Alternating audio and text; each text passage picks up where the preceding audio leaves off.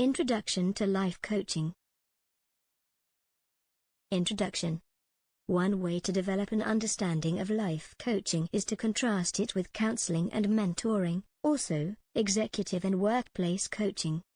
Counseling tends to focus on helping people regain functionality in their lives, whereas mentoring involves one person with expertise in a specific area assisting another in making significant transitions in knowledge, work or thinking. Executive coaching focuses on helping clients who have managerial responsibility in organizations to achieve goals that improve their professional performance, and consequently, the effectiveness of the client's organization. Executive coaching is typically, but not always, paid for by the organization. Workplace coaching takes place in work settings with non-executive employees. It may include on-the-job coaching by line managers and supervisors, aimed at improving productivity and developing an individual worker's skill.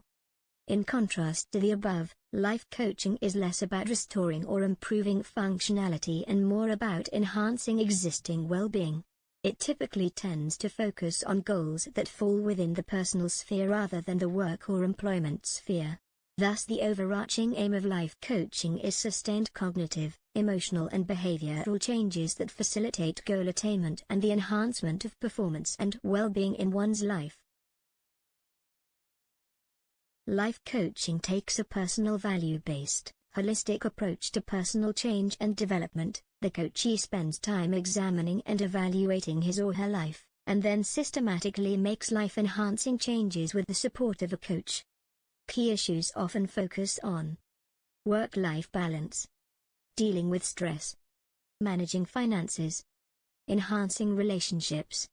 Finally, developing a more fulfilling and purposeful life. Some life coaches have specialities, such as a focus on helping people work through significant life transitions or developing new career directions. Others focus on assisting people in developing a clear sense of purpose and life direction. Life coaches tend to provide a service to individual clients, rather than organizations, and the clients themselves invariably pay for the coaching services. The human potential movement and life coaching. The roots of contemporary life coaching appear to emerge from humanistic traditions of psychology, and the practices of the human potential movement, HPM. One of the key influences was the Erhard Seminars Training or EST program, developed by Werner Erhard. These were marketed as personal transformation, and as such, can be considered as drawing on the same social impetus that later gave rise to life coaching. Parallel with the growth of HPM and the life coaching genre, and psychologists were also drawing on validated clinical and counseling psychology and offering life coaching services. Albert Ellis, one of the founders of the cognitive behavioral approach, frequently prefigures life coaching, although he did not use the term in his work. However, there has been a significant shift towards a theoretically grounded and empirically validated approach to life coaching. Some of the drivers have gained interest from researchers and academics as they use life coaching as a methodology for developing their understanding of the processes. A number of universities worldwide now offer postgraduate degrees in coaching. The literature on life coaching also reflects this shift, with increasing numbers of life coaching books being published that are explicitly grounded in evidence-based methodologies. This trend toward a more professional approach is also reflected in the fact that professional bodies such as the Psychological Societies of Australia, Britain, Denmark, Ireland, South Africa and others have established groups focused on coaching. The emergence of evidence-based approaches. An evidence-based approach to life coaching can be distinguished from approaches to coaching that are based on ad hoc adaptations of pop psychology or personal development programs. Adapted from its use in medical settings, the term evidence-based coaching refers to the intelligent and conscientious use of best current knowledge in making decisions about how to deliver coaching to coaching clients, and in designing and teaching coach training programs. Best current knowledge is up-to-date, empirically valid and conceptually coherent, from relevant areas such as behavioral science, adult education, business, and philosophy. Evidence-based approaches to life coaching came to the fore with the establishment of peer-reviewed coaching-specific journals such as the International Journal of Evidence-Based Coaching and Mentoring, the International Coaching Psychology Review, and Coaching, an International Journal of Theory, Research, and Practice. Indeed, the total number of peer-reviewed coaching-specific publications has increased dramatically. However, despite these recent developments and the increased flow of coaching-related research specifically into life coaching is surprisingly scarce. Main assumptions and links to theoretical traditions. Understandings of life coaching vary in the extent to which they focus on personal development compared to the achievement of performance targets. Approaches fall on a continuum between facilitation of self-directed learning at one end and the sort of direct instruction found in sports coaching or educational tutoring at the other. Most approaches to life coaching fall between these two ends of the continuum. The role of the life coach is seen as conducting coaching conversations in which the coach asks direct, personal and often challenging questions that help the coachee focus on clarifying and exploring ways to achieve their goals. In the life coaching relationship, the coach primarily plays the role of a facilitator of change. It is the client's responsibility to enact change. Underlying the practice of life coaching are the assumptions that people have considerable latent potential. Significant human change is possible. The client is resourceful, although they may not be aware of such resources. There is an absence of serious mental health problems in the life coaching client. Life coaching is not focused on repairing psychopathologies. Life coaching is an inherently goal-focused process. Change can happen in a short period of time. The client is willing to do the work of change. Such assumptions suggest that professional life coaching has obvious links to at least 4 established theoretical traditions. First, life coaching tends to make explicit the relationships between thinking, feelings, behavioral and the external situation on the environment, echoing the central aspects of cognitive behavioral approaches. Second, life coaching is solution-focused, focuses on goals rather than the past, and assumes that the client has resources, strengths and abilities that are yet to be recognized. Third, life coaching draws very heavily on humanistic values central to the person-centered tradition. Finally, life coaching is increasingly aligned with positive psychology, with its emphasis on understanding the nature of a life well lived and the use of a grounded systematic approach to achieving that life. The notion that most people have latent potential dates back to Aristotle and can be followed through to Maslow and more recently into the positive psychology movement. Indeed, there is substantial empirical evidence that people have considerable latent potential which can be brought to the fore in many areas of life, including sports, human performance broadly defined, education, business and mental health. Further, solution-focused approaches to human change, which explicitly operationalize the assumption that people have unacknowledged resources, have been found to be effective ways of helping people in a wide range of settings. However, the prior assumption that clients who are present for life coaching do not have clinically significant levels of mental health problems may not be justified.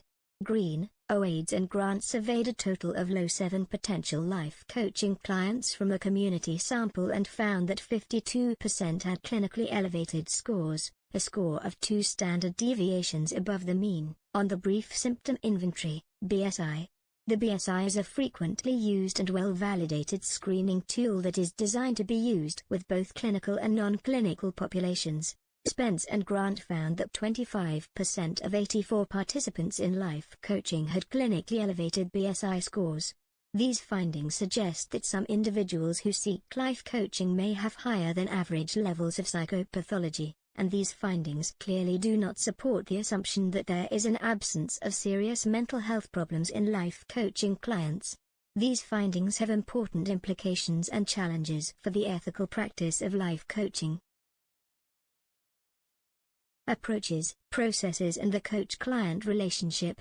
Much life coaching takes place over the telephone. Indeed, some life coaches never meet their clients face-to-face. There has been some controversy over whether face-to-face or phone life coaching is more effective, although some of this debate appears to have been fueled by a need to promote specific proprietary coach training systems that use face-to-face coaching methodologies. In fact, there is a growing body of evidence from the mental health area that phone coaching can be effective, and it has been shown that peer coaching by phone can be very effective in enhancing professional skills in the workplace. But there is little or no empirical outcome research in life coaching that compares phone with face-to-face coaching. Its exponents argue that phone coaching, when conducted properly, is very time efficient and facilitates a direct, honest, and intimate relationship in which the absence of physical cues actually enhances rapport through the need for in-depth listening. The internal structuring of life coaching sessions, whether by phone or face-to-face, is a key area in need of further research. There is evidence that highly structured interventions may be very effective. For example, Howard, Kopter, Krauss and Orlinsky found that the frequency of counseling sessions was not related to client improvements, rather the structure and intensity of sessions were the key important factors. Furthermore, there is good evidence that effective change requires scaffolding. Scaffolding is a strategy that involves supporting novice learners by making the initial learning context quite simple, and this is done by initially limiting the complexities of the context and gradually removing those as learners gain the knowledge, skills and confidence to cope with the full complexity of learning target.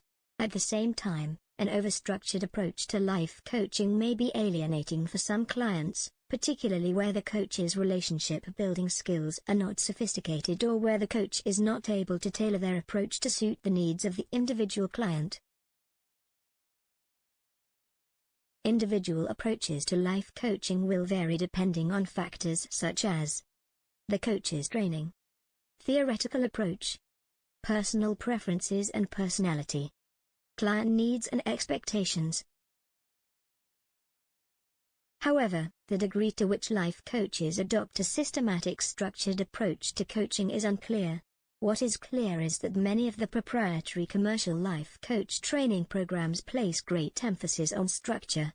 This is because highly structured, systemized life coaching programs that emphasize technique and methodology are more accessible to teach to potential life coaches than programs that require a broad understanding of theoretical principles and empirical evidence.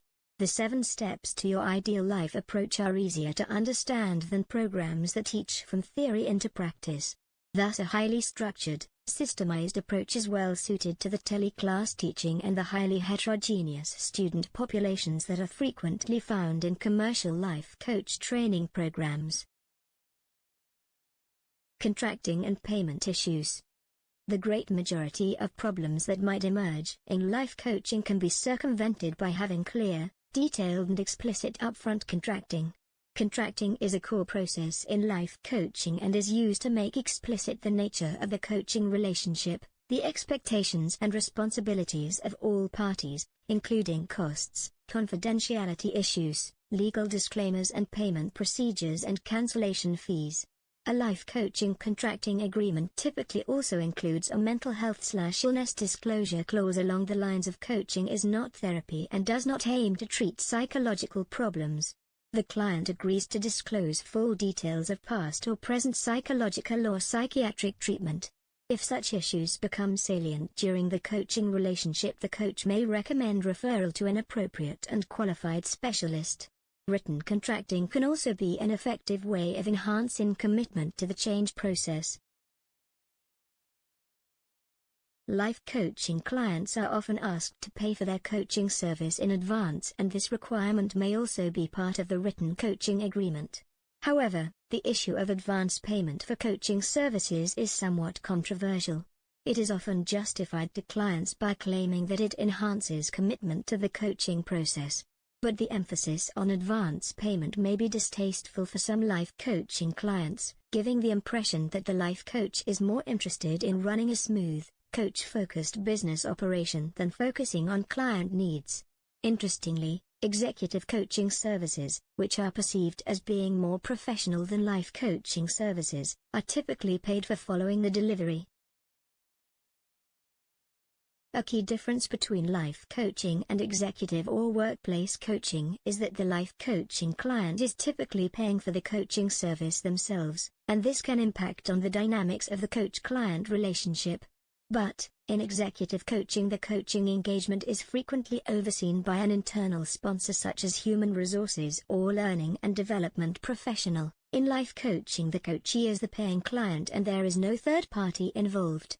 This means that life coaching may be at greater risk of derailment, and life coaching clients should always check to see if their life coach has a supervisor or mentor coach who oversees their life coaching practice. Goal setting in life coaching. Little research has focused on the process of goal setting in life coaching, but anecdotal evidence suggests that the completion of some type of structured life inventory is often used as a precursor to goal setting in this context. These inventories can range from idiosyncratic ideal life checklists to the use of scientifically validated inventories such as the Quality of Life Inventory, QOLI.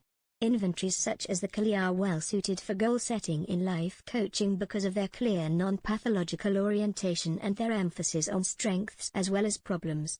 The QOLI assesses life satisfaction in 16 domains of life including health, home, money, work, relationships and play, and can be used as an outcome measure to assess the effectiveness of the coaching intervention. The number of goals set in life coaching will vary. Some life coaches suggest that clients focus on only 1 or 2 goals, others encourage clients to set more and address the whole of life issues. Often, life coaching clients will be encouraged to complete a written pre-prepared form detailing their goals, and possibly writing down the costs and benefits of goal attainment. On the other hand, some life coaching programs pay little attention to the quality of the goal identification process itself. Rather, the main focus of attention is placed on developing the motivation to change, designing action plans, overcoming barriers to change and supporting the client in making these changes. While these are important facets of coaching, they are dependent on the quality of the goal. Motivation will pall, and the best action plan will ultimately fail to deliver what the coachee is looking for if the goal is inappropriate. Many life coach training organizations teach relatively simplistic approaches to goal setting, for example, goal setting approaches that stop at the notion of SMART goals: specific and stretching, measurable, achievable, realistic and time-framed. While there is good evidence that goals that meet these criteria can be effective, other dimensions of goals are also important. For example, goals should be self-concordant. That is, they should align with the client's personal values. Similarly, locus of control and whether goals are approach goals or avoidance goals have a major impact on satisfaction and well-being. Some life coaching programs do indeed place great emphasis on the explicit articulation of the client's values in the goal-setting process. However, it is equally important that sufficient time is given to discussing the goals under consideration, rather than rushing to set a goal and quickly moving on to action. The rush to closure can lead to derailment later in the coaching process. Monitoring and evaluation between sessions. Good quality life coaching interventions place significant emphasis on pre-session preparation and the monitoring and evaluation of between-session action steps, sometimes called fieldwork or homework. Life coaching clients are often asked to complete a pre-session form in which they detail their progress to date, how they have been feeling since the last session, and what they want to get out of the upcoming session. Although such forms may appear simplistic, such pre-session work may help the client move from a contemplative to deliberative or action-focused mindset, and such mindset shifts can significantly impact on client engagement and goal attainment. Following the life coaching session, many coaches ask their clients to complete a post-session self-evaluation form detailing the specific action steps to be completed before the next session and asking the client to reflect on any insights or learnings that may have arisen in the coaching session. Such reflective practices are fundamental to creating purposeful change and are part of the self-regulation cycle of goal setting, action planning, acting, monitoring, evaluating and change that essentially underpins all forms of purposeful human change. A significant part of the life coach's role involves keeping the client on track for success. This is not always easy. Many people come to life coaching with the desire to create change. Fewer stay self-motivated as the work of change becomes real and difficult. For most people, purposeful change is not easy. If it were easy, then there would be no need for coaches or other professional change agents. Some life coaches request an email from the client each time the client completes one of the between-session action tasks. It can be helpful in maintaining motivation for the client to have to report their progress to the coach between coaching sessions. However, in their quest to help the client achieve their goals, novice or unskilled life coaches may seek too much between-session contact with the client, and this may result in fostering dependency on the coach, a reduction in the client's sense of control and autonomy, or simply creating too much for the client to do, leading to feelings of overwhelm. In these cases, goals set in coaching can begin to feel like goals. Even with clear upfront contracting about the coaching relationship, the termination phase of the life coaching relationship, as in therapy and mentoring, can be a difficult process for both coach and client. Where the coaching relationship has not been great, both parties may avoid discussing issues related to the termination of the coaching. In this situation, at best, there may be a brief "thanks for your help, I'll be in touch" comment. Even worse, the client, feeling resentful and somewhat aggrieved, may simply keep canceling meetings and let the coaching relationship drift away. Where the coaching relationship has been good, both parties may avoid the question of whether the coaching engagement has reached a natural endpoint and may seek to continue coaching beyond its usefulness. It is natural to feel sadness when an important relationship is coming to an end. Such close relationships have typically been formed based on the discussion of personal and often emotionally laden material. However, it is important for both coach and client to recognize that coaching is ultimately a professional relationship, not a personal one. The coach's role is to prepare the client for the termination phase from the beginning of the coaching engagement. After all, one key aim of coaching is that the client becomes their own coach. Ideally, the initial life coaching contract should detail how the coaching relationship will be reviewed and terminated. Many coaching contracts state a set period of time or a fixed number of sessions following which the coaching will be reviewed, and a decision made to continue or not. The temptation for the inexperienced life coach may be to press for continuation in the pursuit of building their coaching business. The temptation for the client in this situation may be to avoid a discussion about the termination process, and carry on with the coaching in order not to upset the coach. The danger in this is that the client may come to feel that coaching, and the coach, is not serving their needs, and at worst, come to resent the time and costs coaching places on them. Clearly, this is an unsatisfactory outcome for both coach and coachee. Given that coaching relationships per se can arouse significant emotions for both the coach and the client, the professional coach has a responsibility to proactively manage the termination process. It is important to recognize that the coaching relationship is a multifaceted one with at least 3 sub-themes: a valued relationship, trust, and transparency. Termination should, therefore, be dealt with in a way that is transparent, builds trust, and recognizes the value of the past relationship. Termination of a life coaching engagement may be brought about not only by a pre-agreed timeframe. It may happen quite organically. It should be recognized by the coach that the dynamics of the relationship will change significantly over time. When the client first starts coaching, and intimacy between the coach and client is relatively low, the coach's energy and enthusiasm may be high, and delivering tangible benefits may be at the forefront of the coach's mind in each session. As the relationship develops, greater intimacy between coach and client may lead to less focus on tangible benefits. In short, the coaching sessions become less about goal attainment and more like supportive counseling, or even friends having a nice chat. When this starts to happen, It may be a sign that the coaching relationship has run a natural course, irrespective of any predetermined time frame. The coach needs to address this issue by holding an open and frank review session in which the client has the opportunity to talk about the coaching and then set new goals, make purposeful and specific changes in how the coaching is conducted, or take a break from coaching for a while. Controversial points in life coaching, coach or couch. Although the relationship between coaching and counseling is complex, one key difference between life coaching and therapeutic counseling or psychotherapy is that therapeutic counseling and psychotherapy mainly focus on helping people recover from psychological distresses, and life coaching is not focused on addressing this. Rather, life coaching is about fine-tuning one's life. The reason for emphasizing the distinction between the therapeutic foci of counseling and the aim of life coaching is because most coaches are not trained, registered or licensed as mental health professionals. Clearly, the public is at risk when coaches who are untrained in mental health interventions attempt to treat psychological problems such as depression, acute anxiety, substance abuse or major relationship difficulties, or because they do not recognize or take into account the nature of the vulnerabilities of people with mental health problems.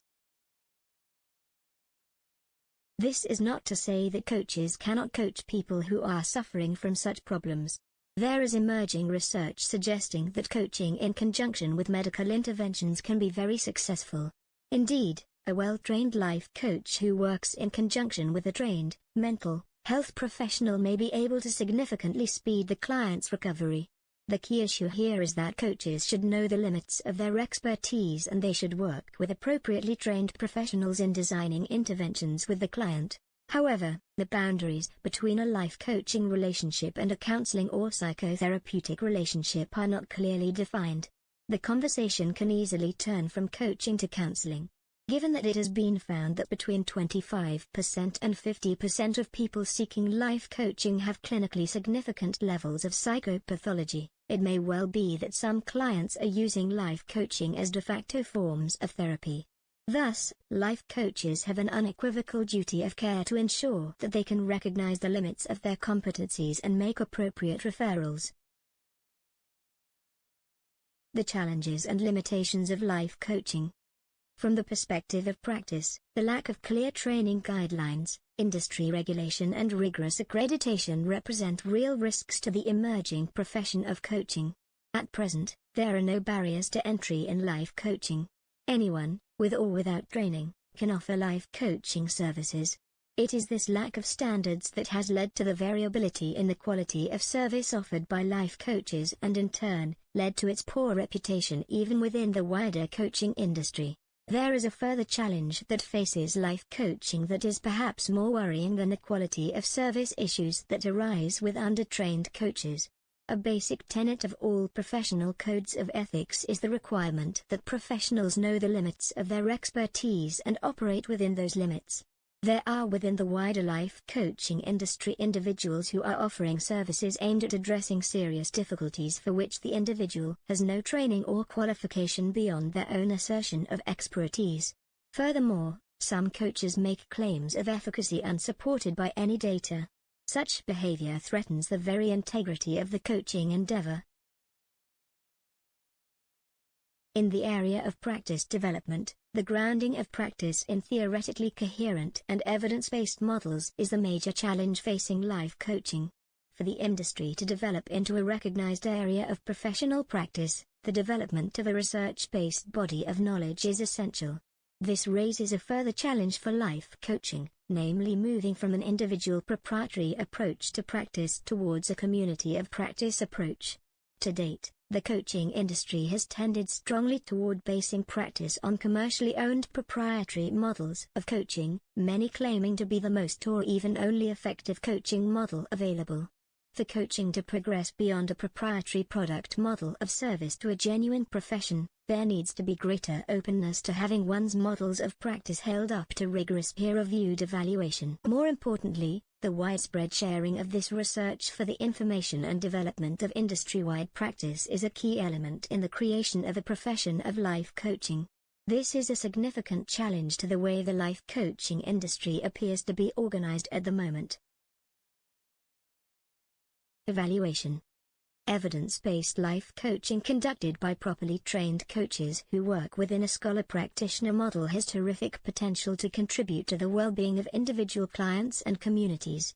In effect, evidence-based life coaching conducted by well-trained practitioners has the potential to offer a much-needed service in our society, where people can take time to review their life directions, take stock, explore new life options, develop new directions and get support in creating purposeful change and enhancing their well-being. An evidence-based approach to life coaching has great potential as a means of facilitating positive change. Yet life coaching is frequently undervalued as a human change methodology. Greater status appears to go to the executive, business or workplace coaching. There is something of false distinction in this. Drawing strong boundaries between life coaching and other forms of coaching neglect the commonalities of practice among them. At present, there are few encouragements for practicing life coaches to develop a stronger research and knowledge base. However, this is a challenge to the industry, to step into the power of its own change methodology, both in terms of practice development, and demonstration of the efficacy and value of that practice. Perhaps the last word on the relative value of life coaching compared to other applications of coaching should go to Dr.